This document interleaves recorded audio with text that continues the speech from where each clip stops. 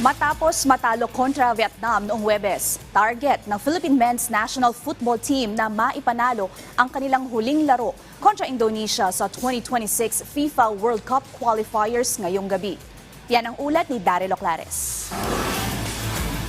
Punteriya ng ating Philippine Men's National Football Team na tapusin sa isang panalo ang kanilang kampanya sa 2026 FIFA World Cup qualifiers sa muli nilang pagharap sa Indonesia ngayong gabi sa Gelora Bung Karno Stadium sa Jakarta.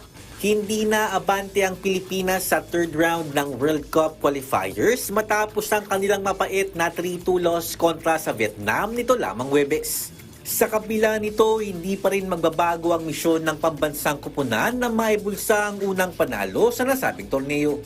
We will do everything tomorrow for Philippines to get the results. A draw would be fantastic, a win would be a miracle, but it's our duty, it's our job for the Philippine fans, for our development, for our country.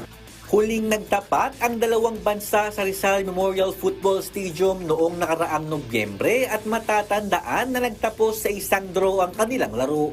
Ang tanging nakagol para sa Pilipinas ay ang veteran forward na si Patrick Rachel. Ayon kay Rachel, muling masusubok ang pambansang kupunan na kasalukuyang pinaparada ang ilang mga bagong players.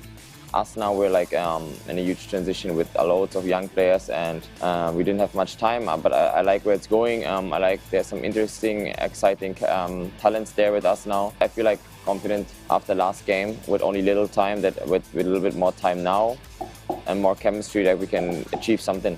Matapos ang 2026 FIFA World Cup qualifiers, sunod na paghahandaan ng ating Philippine Men's Football Team ang 2024 ASEAN Championship na gaganapin mula November 23 hanggang December 21. Daryl Oclares para sa Pambansang TV sa Bagong Pilipinas.